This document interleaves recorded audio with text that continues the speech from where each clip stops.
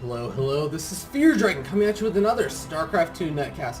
Today we have a game number 2 between these two players, QuanticTheStC and MilleniumForGG. If you have not seen game number 1, go ahead and check it out by clicking on the annotation below. This is once again from the Dreamhack Valencia 2012 quarterfinals, and the winner of this best of 3 is going to go on to the semifinals.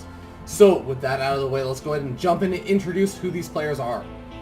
Spawning down here in the bottom right-hand corner of Metropolis, we have the red Terran player representing Team Quantic. His name is QuanticTheStC. He is a pro-Korean Terran player, and he is a very consistent player, but unfortunately for him, he's currently down 0-1 against his opponent. Spawning up here in the top right-hand corner of Metropolis is the blue Terran. It is going to be representing Team MilleniumForGG, and he is currently up 1-0 with his very aggressive style of play, putting on all kinds of different timing pushes, and was able to finally take that game with a very interesting unit composition, considering he was up against something that you would normally consider hard counters. His units, Hellions and Vikings, killing off Marauders. Kind of interesting. But we're going to end up seeing what his plan is in this game, and whether or not he's going to take this game and make it a 2-0 sweep, or if his opponent is going to be able to take the game for his own and bring it to the rubber ace match. But that said, anyone who has good mini-map awareness, we have a proxy barracks going down. Oh my god, 4GG deciding to lay on a little bit of that there cheese, and with this refinery, I am going to be thinking he's going to be starting up a tech lab as soon as this barracks finishes up, and probably going for some of those Marauders, maybe even getting that concussive shells, and we're going to have to see how well this works out. But at the same time, I do want to note that, you know, he still has a pretty decent SCV count. We can actually see he's only down about 1 SCV, and part of that is just because he morphed in his orbital command a little bit earlier than his opponent. So, you know, this isn't really an all-in per se. He has to do a ton of damage with this push, or he is going to be a bit behind just by the fact that his barracks is going to be out in the middle of the map, and this tech lab is going to be out in the middle of this map. So he can't really give it to a factory or something, but at the same time, you know, he is going to be able to transition out of this as long as he's able to do some good damage. And we do end up seeing that the SCC not going for that command center first style that he tried to go for in the last game, and that's good for him as he's not going to be quite as dead. And oh my god, this Marine with the star sense, he's going to see the barracks, see the tech lab, see the Marauder. He's even going to see that that tech lab was researching something if he was paying attention. And even though he's going to lose this Marine, he's going to know exactly what's going on. And that's going to be so important. He is producing a Hellion and a Marine. Has one Marine out as well. But he's going to have to pull some SCVs if he wants to be able to deal with this. We even see a second Marauder popping out. And it's going to be staying on the low ground. It's going to be able to get some great shots off. And oh my god, one SCV goes down. The bunker does not actually end up completing as the SCV that was building. It does end up falling, but it's going to be a nice little wall to stop those SCVs from being able to do as much as they would like to. And we even see a counter bunker going down from the SCC, and that's going to help him defend against this push. But look at how many of those SCVs he's starting to lose. He's starting to fall a little bit lower on the SCV count. He's down to 17 and continuing to lose more and more. Some great target fire going down from 4GG, able to pick off Marine and by Marine at one at a time, and eventually even able to focus fire down a couple of those SCVs and those Hellions. So really well controlled by 4GG. He's done an insane amount of damage, and honestly at this point I think that he could actually decide to just back off, and he could be fine economically and such. But it looks like he's going to continue to put on the pressure. Might as well, while you still have these 3 Marauders alive. Able to pick off one of the Hellions, able to pick off one of the Marines, able to pick off the second Marine, and the Marauders are so low on health, but he ends up getting one more Hellion and actually able to pick off one additional SCV before he's finally taken out. But even rallying another Marauder in, gonna be able to pick off another SCV, because there is the focus fire down. And of course I want to note one more time, he is transitioning out of this, and you know, this bunker with this Marine is going to cause a little bit of trouble, but you know, these 2 Marauders are going to continue to pressure. But behind all this, he is still taking up, even throwing down missile turrets. Oh my god, I guess he knows that the factory was out, so he was potentially expecting, hey, you know, I've done a lot of damage, and I saw that my opponent had a factory. He might be going for those Banshees. We're going to have to wait and see. Some Marauder doing an insane amount of damage, and we hop over to the production. Oh my god, we actually do see a a Banshee, a proxy Banshee coming out for the STC, and you know this Marauder's can continue to do a little bit of additional damage, and another Marauder coming in, but at the same time, this Banshee can be coming in. Look at this missile turret placement. If you are anywhere below a pro level of play, you should go ahead and steal this missile turret placement for those Banshees, as wow, it just completely zoned out that Banshee. This Banshee is going to try and move around to the side. But in the meanwhile, we do see 4GG finally starting to retreat with that one Marauder that's popping out, as, or at least going to be waiting for that second Marauder. And this Banshee, oh my god, it looks like he tried to poke in from this angle. Not quite able to do it though, and oh, I really like this play. Using that SCV over here at the natural expansion of 4GG to repair up that Banshee, so we can go in for round number 2 sometime in the future. But look at this turret placement, it is so good. And we do end up seeing that 4GG is looking like he wants to transition into that bio style of play. We see the barracks being thrown down. We even see a command center being thrown down. Stim is actually not started just quite yet, but Combat Shield has finished up at that tech lab over here. So a nice little use of that barracks, and with that Combat Shield going to be finished up, he's going to go ahead and retreat that barracks back over home, and of course this Banshee's going to see that, and they're like, oh, that barracks, that's the one that caused all of those problems. Oh my god, the Marauders are running in once again. 1 kill on this Marauder, 3 kills on that Marauder, picking off additional SCVs. Oh man, 4GG knows where his advantages lie. He knows that his advantage lies in his economy right now, as he is 10 workers ahead of his opponent, and this early on in the game, that is a huge deal. So, you know, he's just going to continue to press that advantage, continue to pick off additional workers, and wow, it's really going to be working out well for him. And you know, STC invested in these Banshees, but what has he got to show for it? I mean, both of these Banshees sitting at 0 kills. At least he has not invested in Cloak and had it not work out. But I mean, he invested in having this tech lab, even going to be losing that, not really able to use it.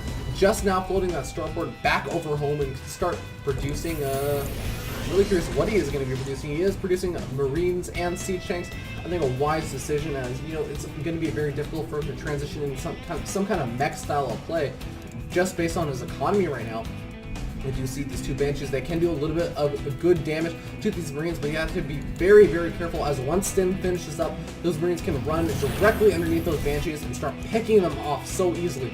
But at the same time, we do see those Banshees going to be able to do a good job delaying this expansion, possibly, as you can see, with some nice micro, you can start picking away at those Marines. But of course, at the same time, not having those Banshees back at home is going to cost him a little bit, as he's going to have to find some way to defend against this push. It looks like he might end up going in as soon as that Stim ends up finishing up. He does actually also have +1 weapons, and that's going to be against the 0-0 upgrades of his opponent. Now we do end up seeing 1 Medevac out for STC. That could be a saving grace, as well as his bunker, but we do see the Marines coming in. They're going to Stim in and realize, oh no, actually it looks like he realizes he's not going to be able to do as much damage as he wants to. Going to go straight for the SCV line. This is what I was talking about, knowing where his advantage lies. Going to go ahead and pick off as many more SCVs as he can, and now still down to 19 SCVs once again.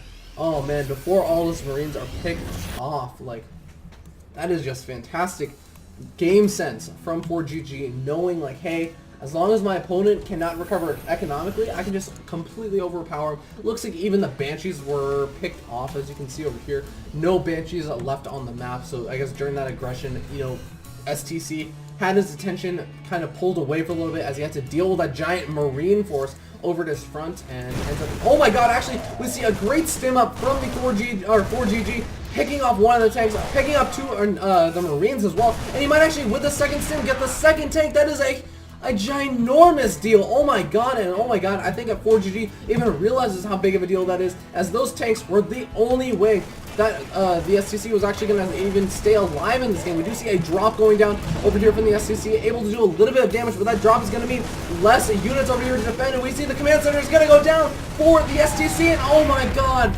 that just killed any chance that the STC had of coming back in this game economically. He is down in workers, he is down in supply, he is down in army count even, and he is down in tech. What does he have right now? He still has this Medevac. He can still try and do some damage or something with another drop, but Oh man, you know, it's actually at the point where 4GG could even just leave a couple of units back at home to defend against the drop, build some additional turrets, and he'll be just a-okay golden against any kind of drop harassment.